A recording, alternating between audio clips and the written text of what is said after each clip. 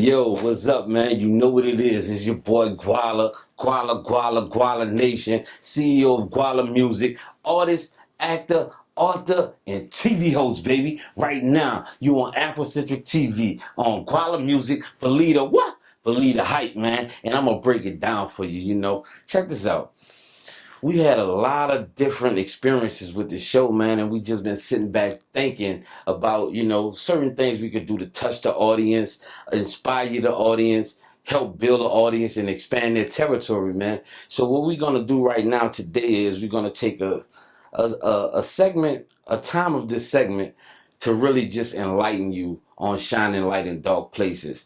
My name is Guala. Of course, I started my own business in 2003, which was Guala Music, and we started building on our own platform, and we started to really just bring dreams to life, man. And it's been a hard process as we've been doing so, and it's just been many ways that we found out to turn something into nothing. And of course, with that, we have the assistance of a higher supreme being, and we definitely acknowledge that and really appreciate what it's been growing to, man.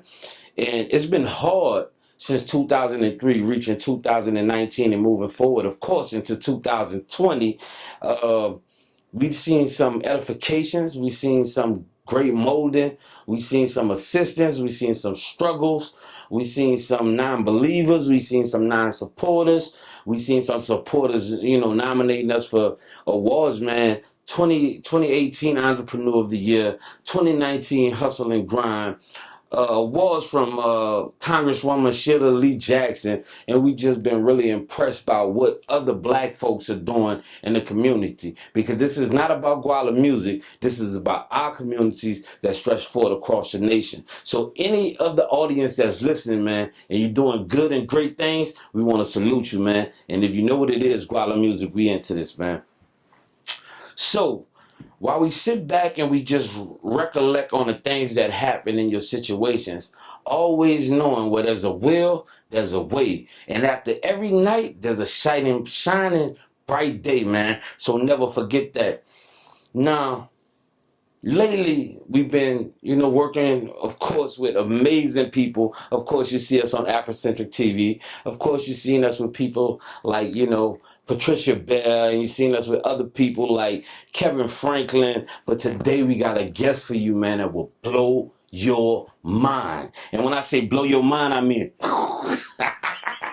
it's action, baby. You might get one eye after this one here, you know what I'm saying? So check it out, man. I'm going to tell you what to do, man. Right now, I'm going to introduce you to my man, a great, powerful black entrepreneur that definitely gives season to the reason, man. You know what it is. EJ, what up? How you doing, bro? Man, I'm doing fine, man. I'm happy to have you on our show. How about you? Thank you for having me, man. Man, so I've been doing a lot of research on certain things to help build my business, right? And I'm dealing with a lot of other business associates, because what we do is we build business relationships. And when we came across your business and we came across you, we really was interested in actually inviting you to be a guest on our show. And we just wanted to know what inspired you to actually take that invitation and sit here with me today. To me, I've been in the industry for a long time, and at some point, you can't go to the grave with your knowledge, and you have to start giving it back to people that are actually moving their dreams also, in hopes that they'll take that torch and build bigger things to help make our community stronger. I work with all different type cultures, races, male, female, but at the end of the day, I want to see our culture become strong and understand their value at the end of the day.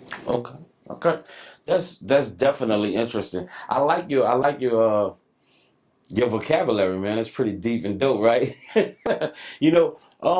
So tell the audience what it is that you do as an entrepreneur yourself. I'm a business consultant, strategist. So just to make it real plain, most business owners, they're working so much that they don't have the time to expand their vision. Because it's hard to step outside of your company and try to act on some of the things that you're thinking will make it better. So what I do is I come in, listen to your ideas, and I go out and build that bridge to the long path that you're trying to reach. I build that bridge back to you so eventually you can walk to it.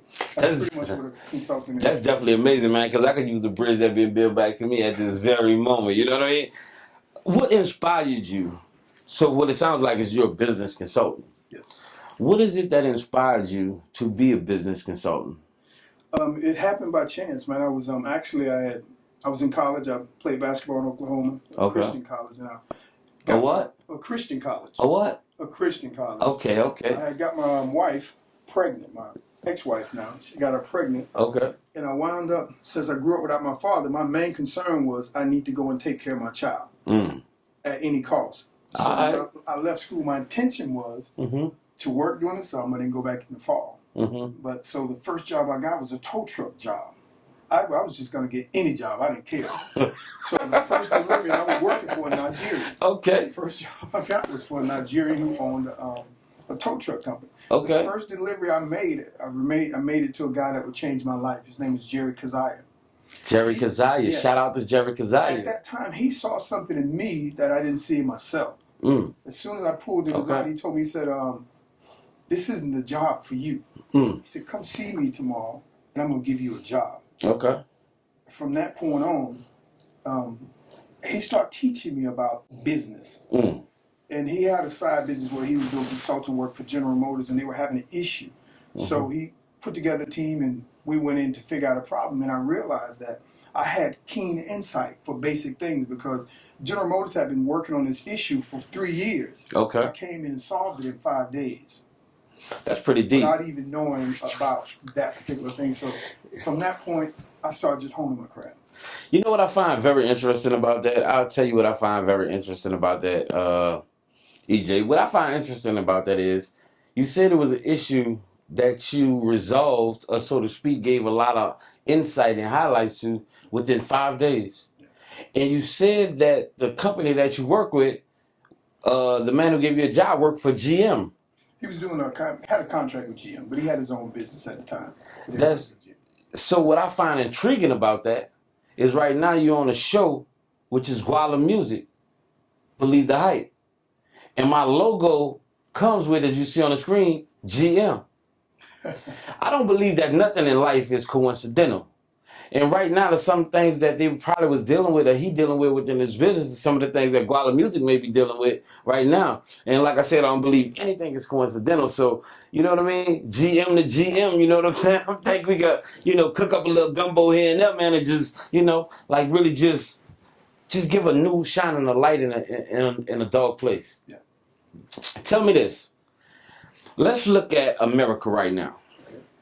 In America, a year ago, I spoke this on, previously, but in America, back in 1995, in our communities was a very vivid place with vivid memories. Yeah.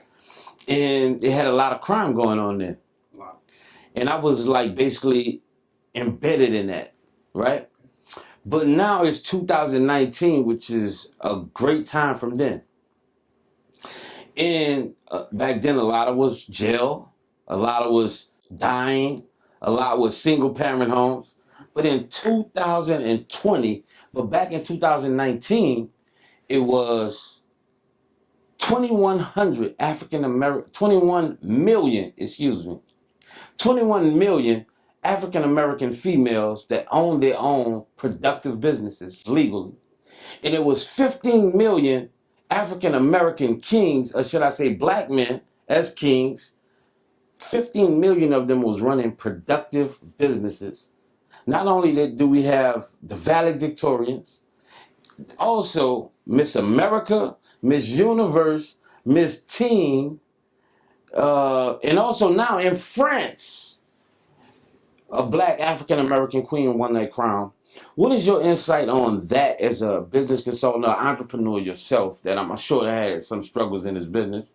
What do you think from the transformation from over a decade ago until now? What would be your insights on that? I look at it that with anybody, over time, and let me take that back. I wouldn't say with anybody. Okay. For years, decades, centuries, African Americans and Africans have been changing the pulse of the United States and the world. Every time we're dealt with adversity, Right. we stick with it for a minute, we chew it up and turn it into something else that benefits us. Yeah. It never fails. It never fails. It never fails. And I think what's happening now is that our kids are starting to reap the benefits of so much struggle. At this point, our women particularly, because they got tired of waiting on the sideline for us to change the rules of the game. I agree with you, and I definitely agree with you. And you know how for every story, man, believe this, for every story is a flip side, baby. You know what I mean? It's a flip side, right? It's just like the Bible itself. You can read it one day and you get one meaning out, and you read it the next day and get another meaning out, and it both mean those same meanings. Right. As long as you're not trying to use it to manipulate the game to benefit your sinful life. Okay? So it was that. It was just as that, right? But when you look at it, they did give our women, the government of the world, America, gave our women the right to go to college and do this, the welfare, to this, to that, and it let them bypass the men, which they figured possibly it was smart. But when you double back and look at it, once all we had to do as men ourselves is reform our minds, restructure our actions, and then we start to catch up. And of course, they'll reach back or open the door for us. Problem was twofold. I can tell you this much. Okay. When women were starting to get the opportunities and move forward, I hate to say this, but it actually released a lot of pressure off African American men. It released a lot of what? A lot of pressure. A lot of oppression or pressure? Pressure. Oh, okay, all right. Because back then we were living off of that. We have to be the breadwinner. We have to create every opportunity for the family. So you don't think we need to be the breadwinners? No, I'm not saying that. What I'm saying is that moment gave us an opportunity as men to sit back and breathe. Because here's the thing. I say this a lot. A lot of times when, let's say you have a chef that's making a stew. You got meat, you got vegetables, you got water, you got seasoning. Which one would you like to be in that mix? I like to be all of them. See, here's the thing.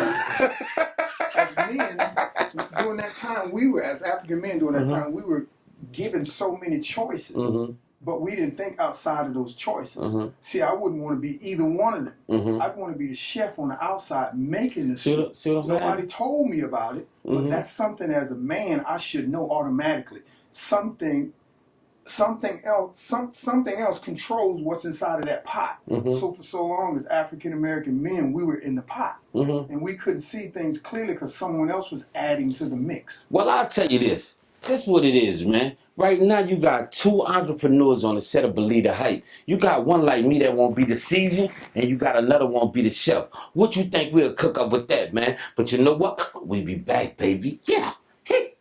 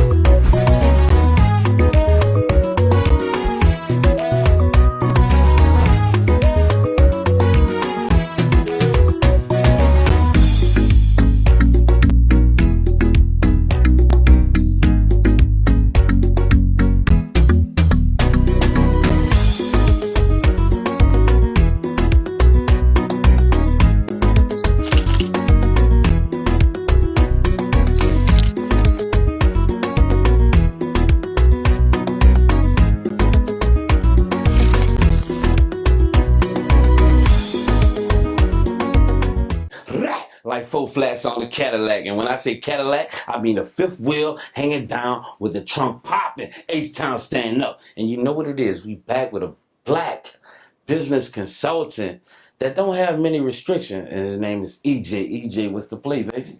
I'm good, man. Thank you for inviting me again. Man, listen. I was happy to invite you, man. You know what I'm saying? It's just like when we came in today. When I came in today, I do a lot of different business. Of course, I'm a rap artist. You know what I mean? Acting, things of that nature. So I wear different apparel. But when I came in and I saw you, like, you was real GQ, man. So I had to, I had to get on your level, baby. You know what I'm saying? Tell me this.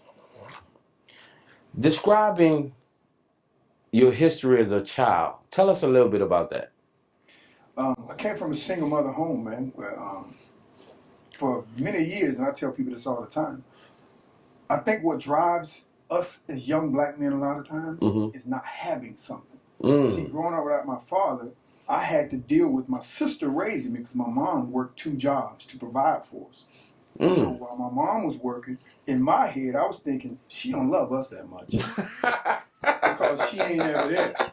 Yeah. That's my thought process. Yeah. But what I'm not understanding is that my mom looking at the long game. She looking at the long She said, haul. I got to sacrifice right now for my kids to where I can enjoy them later and leave something for them. But I wasn't thinking about that. I was being selfish. I was thinking about, you need to be at my basketball games. You need to be here. Yeah. You need to be doing this. Yeah. I wasn't thinking about the struggle and the things she was doing just to keep food on the table and keep us level.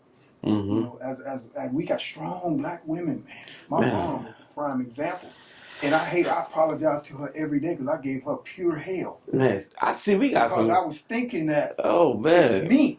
You know, listen, I need your time. But what I wasn't thinking about is, regardless of what happens as a mom, her first responsibility is to grow something for us later.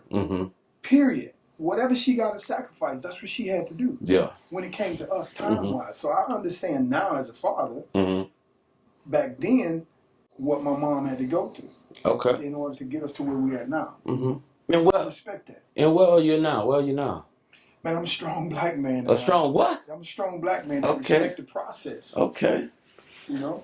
I definitely get that from you, man. With you being here on set, you know what I mean? And it's just a conversation that we have. You know what I mean? I definitely get that from you. And a number of the guys, a number of the people that are building that we are building business relationship with are strong black guys. And we get that from the struggle. You know what I mean? And I'm just, by you being a consultant, right? I'm interested in figuring out what is your angle, so to speak, of for the youth out here, as you being a strong black man that came through that struggle. My thing is, man, you know, some people can take this can get the wrong impression about this particular type show when they think Afrocentric. Yeah. They think that we're drawing a line. It's not that. Okay. It's just that for so long we've been lost that people move collectively better when they understand what they share. So when you understand your history, your culture, your language, it's easier to be comfortable with facing the world head on and raising our kids. It's hard to raise a child when you're blind. Yeah. Okay? I'm half blind though, so you know. And I don't. But what I'm saying is, see, me growing up without a father. Yeah. Every decision I made when I was in college was because I grew up without a dad. I was trying to correct his mistakes, not knowing that I was being an idiot, straight idiot. Okay. I went into a relationship out of necessity, not out of love. Necessity? Because I wanted to make sure my child didn't grow up without a father. I wasn't going in that relationship building love, so I didn't understand anything about relationships. So what I could have done is I could have hurt my child just by being there and not knowing what a man's supposed to do and pour into that situation. Now, see, what I'm checking out right here, man, and what I find very interesting about this interview, right, is I see that in our past that we have a lot in common. Yeah. And I even think that in our present we have a lot in common. And I think that just as our viewers and our audience is watching, man, just as you and I are, so are they.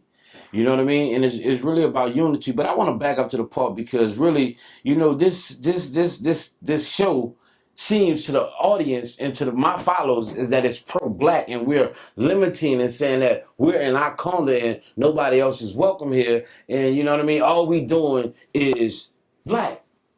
but it's bigger than just being black. We got a message that we're trying to give to the people, but we have business friends, business associates, friends, that are different races, brown, black, white, it doesn't matter.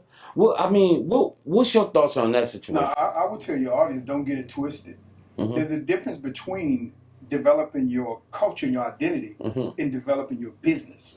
See, developing your culture and identity keeps you grounded in a thing that keeps you strong when you struggle. Okay. Now, developing your business is about diversity. It's not about let's just go and just get black dollars. Yeah. If you have that mentality, you're not going to make no money. I'm not saying that black people aren't strong because we spend and consume more than anybody. That's the problem.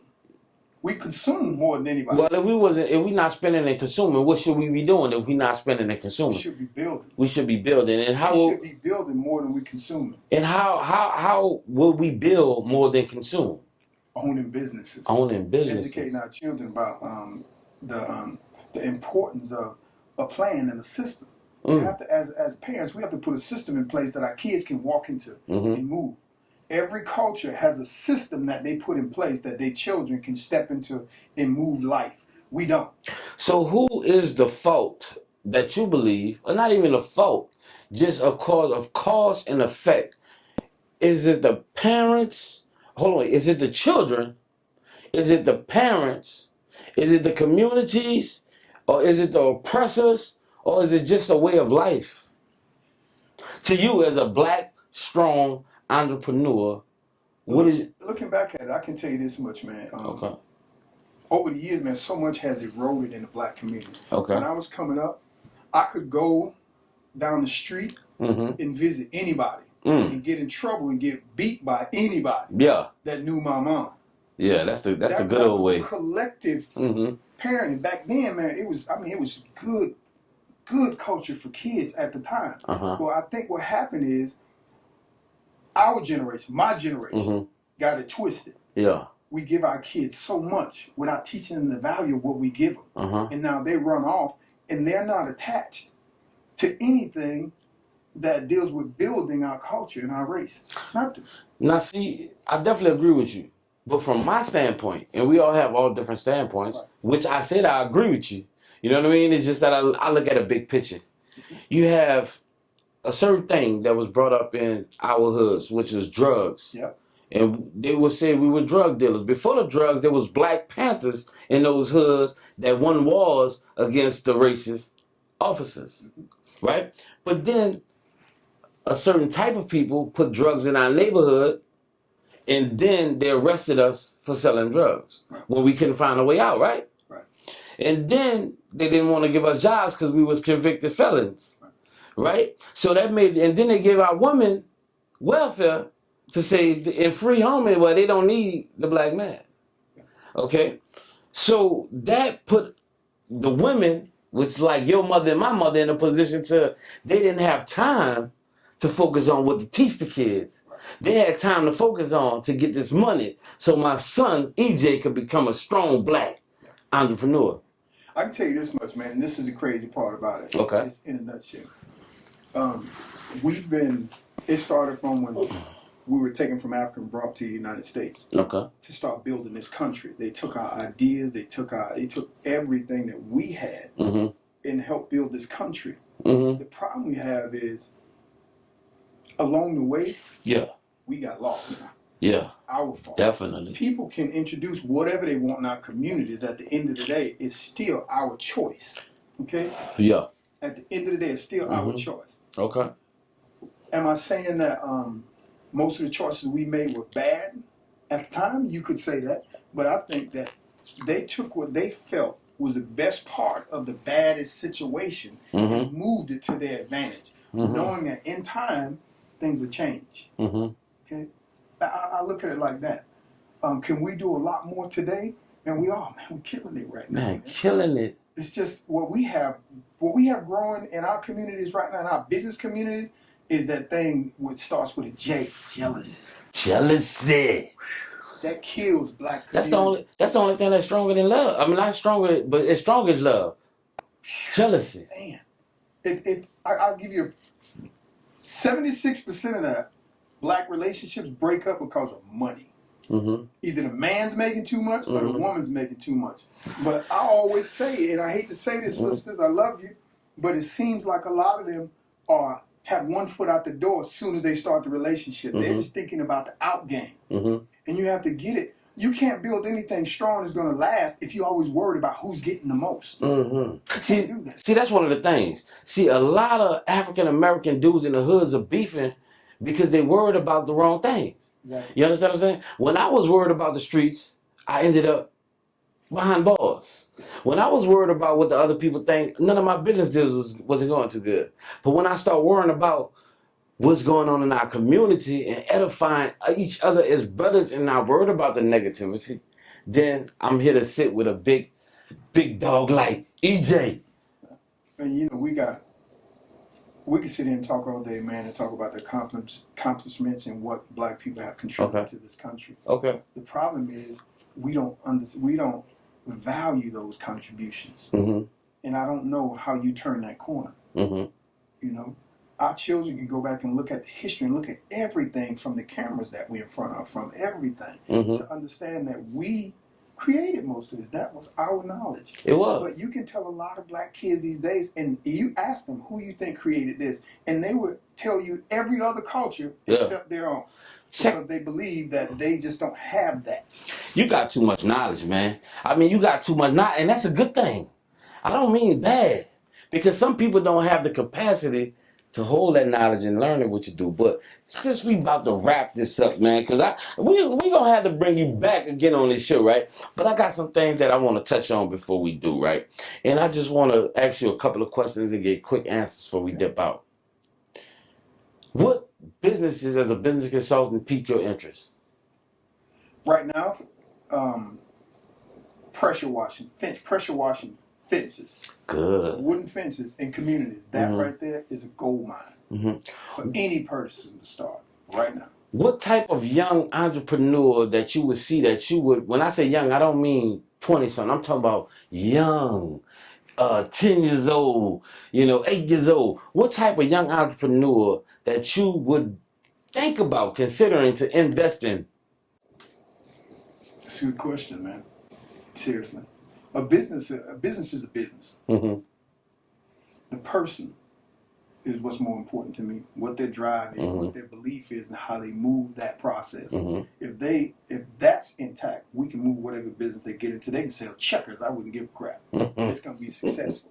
But guess what? If they're selling checkers, I'm gonna be a king on the chessboard. I was once a pawn, baby. You know what I'm talking about? Yeah, you can get a king, extra king, or a queen. But check this out, EJ, man. Before we close up, what can these people that's watching us find a man like you that can shine light in that dark place?